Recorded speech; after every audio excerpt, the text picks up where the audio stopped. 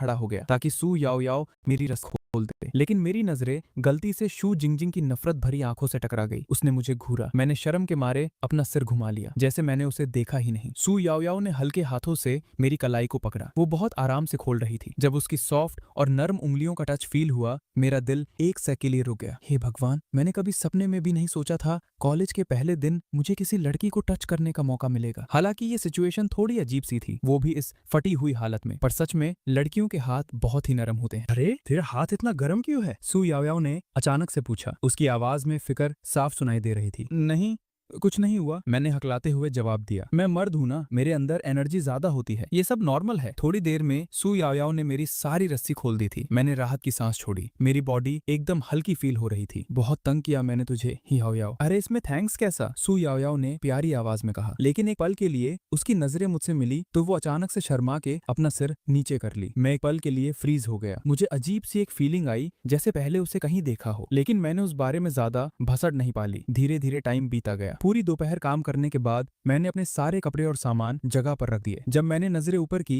तो गलती से कपड़े सुखाने वाले स्टैंड पर पड़े कुछ कपड़ों पे मेरी नजर पड़ गई, और वो अलग अलग डिजाइन वाले अंडरगारमेंट्स थे। वो सबसे बड़ा ब्लैक लेस वाला पक्का टंगनाना का होगा। सही बात है, सिर्फ वही इस साइज को झेल सकती है। पर ये डिजाइन थोड़ा ज्यादा ही हटके नहीं है? कौन पहनता है ऐसी चीजें यार? मैं मन ही मन सोच ही रहा था और मेरी नजर थोड़ी देर वही अटकी रह गई। अचानक मुझे अपने पीछे एक भयंकर मौत जैसी फीलिंग आई। मैंने जैसे ही गर्दन पीछे घुमाई तो सामने सू जिंगजिंग की बर्फ जैसी शक्ल खड़ी थी। मैं कुछ भी बहाना बनाता उससे पहले ही मेरी कमर पर एक लोहे जैसा मुका पड़ गया। अटैक!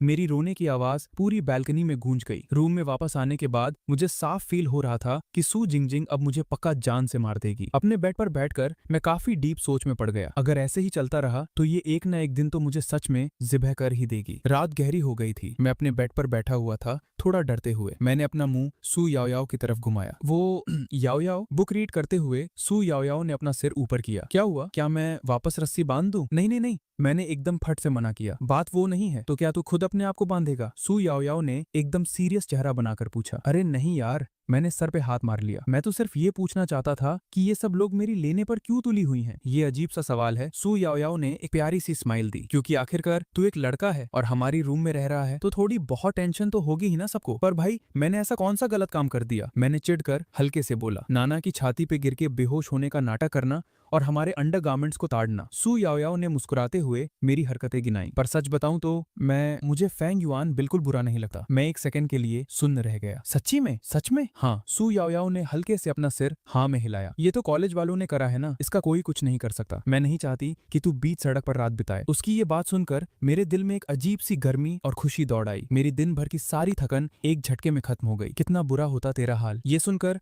भाई मेरे तो जैसे आंसू ही निकल आने वाले थे। याओयाओ, क्या मैं आज रात तुम्हारे साथ सो सकता हूँ? मैंने टेस्ट करते हुए उससे पूछा। तू सपने देखना बंद कर दे। सू याओयाओ ने सिर हिलाया और एकदम सख्त आवाज में बोली, तू चुपचाप टियान टियन के साथ ही सोएगा, समझा? लेकिन बाई तियन तियन का मुझे अपने बेड पर आने देने का कोई इरादा नहीं लग रहा था। देखो उसे, वो अभी भी खुद को रजाई में एक समोसे की तरह पैक करके बैठी थी और अपना पूरा एरिया ब्लॉक कर रखा था। वो सच में मुझसे चिढ़ती थी और मेरे साथ अपना बेड शेयर नहीं करना चाहती थी। हाँ, मुझे भी तेरे साथ नहीं सोना, बाई तियन तियन ने अपना मुंह फुलाकर गुस्से में कहा। मुझे अचानक लगा जैसे अभी जो थोड़ी सी राहत मिली थी वो एकदम गायब हो गई। मेरे दिल पर किसी ने जोर से छुरा घोंप दिया था। अरे यार, अब जो भी हो, ये पर्ची तूने खुद निकाली है, अब तो भुगत।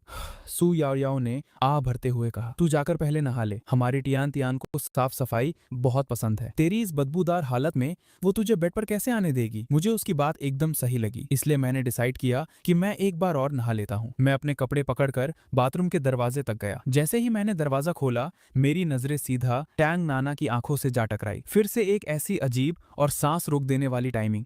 मैंने शर्म के मारे बस इतना ही बोला, नहाना था। पर टैंग नाना का चेहरा एकदम गुस्से से काला पड़ गया। मैंने फटाफट दिमाग लगाया और चुपचाप दरवाजा बंद कर दिया और अपने कपड़े उठाकर दूसरे बाथरूम की तरफ भाग गया। बाथरूम के अंदर आकर मैंने अपने कपड़े उतारे। जैसे ही मैं शावर चालू करने वाला था, मुझे अचानक से एक अजीब सी ठंडक फील हुई। बगल वाले बाथरूम से पानी गिरने की हल्की हल्की आवाज आ रही थी। उस आवाज ने मुझे बिना मतलब के ही अंदर से थोड़ा गर्म कर दिया और जब मैंने शावर ऑन किया तो आग जैसे उबलते हुए पानी ने मेरे ऊपर गिरते ही मुझे जला दिया और मैं आ करके चिल्लाने लगा। लगा। क्या चिल्ला रहा है बे? टैंग नाना ने दीवार के उस पार से गुस्से में आवाज लगाई। नहीं कुछ नहीं, मैं बस थोड़ा गाना गा रहा था। मैंने जल्दी से एक बहाना बनाया। बंद कर अपना रोना, कान फट रहे हैं, तेरी आवाज सुनकर ही मुझे इरिटेशन होती है। टैंग नाना की ये बातें मेरे मुंह पर एक जोरदार थप्पड़ की तरह लगी। हार मानकर मुझे इस उबलते हुए पानी की सजा झेलनी पड़ी। इस बाथरूम के नल से पानी का टेम्परेचर सेट ही नहीं हो रहा था, तो मुझे चुपचाप इस आग को सहना पड़ा। लेकिन मेरे दिमाग में अपने आप ही बगल वाले बाथरूम का नजारा घूमने लगा। मेरी पूरी बॉडी में एक अलग ही गर्मी दौड़ने लगी थी। जब मैं नहाकर बाथरूम से बाहर आया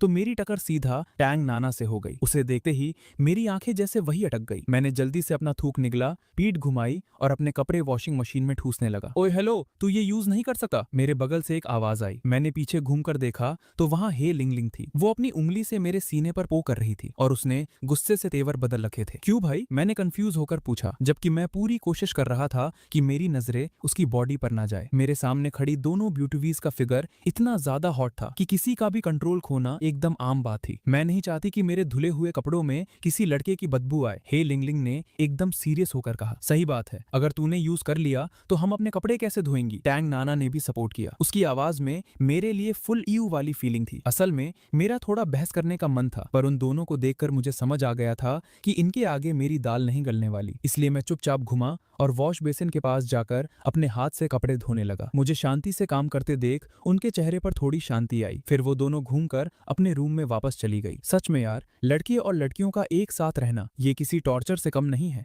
मैंने एक लंबी सांस छोड़ी। ऐसा लग रहा था जैसे मेरी इज्जत और दिमाग की किसी ने ऐसी तैसी कर दी हो। अचानक एक कोमल सी छोटी लड़की के हाथ ने एक ब्रश उठाया और मेरे सामने कर दिया। ये ले ब्रश, उसने धीमी आवाज में कहा। मैंने सिर उठाकर देखा तो ये बाई तियन तियन थी। उसका क्यूट सा चेहरा अभी भी थोड़ा फुला हुआ था, पर अब वो पहले जितनी गुस्से में नहीं लग रही थी। थैंक्स यार, मैंने ब्रश लेते हुए कहा। मेरे दिल में अचानक से एक सुकून वाली फीलिंग आई। ये नखरे वाली ब्यूटी अभी भी रजाई में पैक थी, बस उसकी मुंडी और चेहरा बाहर था। उसकी चमकती आंखों को देखकर मेरा दिल फिर से फिसल गया। तू थोड़ा सुधरा हुआ लग रहा है, इसलिए आज ये मैडम तुझे अपने साथ सोने की परमिशन देती है, बाई टीएनटीएन ने फुल टशन और ठंडी आवाज में अनाउंस किया। लेकिन तुरंत उसने ऐड किया, पर सुन ले, दिमाग में कोई फालतू कचरा मत लाना, 1% भी कोई गंदा ख्याल नहीं आना चाहिए, समझा? मैंने फटाफट अपना सिर हाँ में हिलाया। हाँ, मैं एकदम शराफत से रहूंगा। यू कमीने, बाई तियन ने अजीब सी शक्ल बनाई। मैं पहले ही क्लियर कर रही हूँ, अगर तूने थोड़ी सी भी उंगली की तो मैं तुझे लात मारकर बेड से नीचे फेंक दूंगी। मैं प्रॉमिस करता हूँ, एकदम चुपचाप सोऊंगा। मैंने डर और इज्जत के साथ जवाब दिया। दिमाग खराब,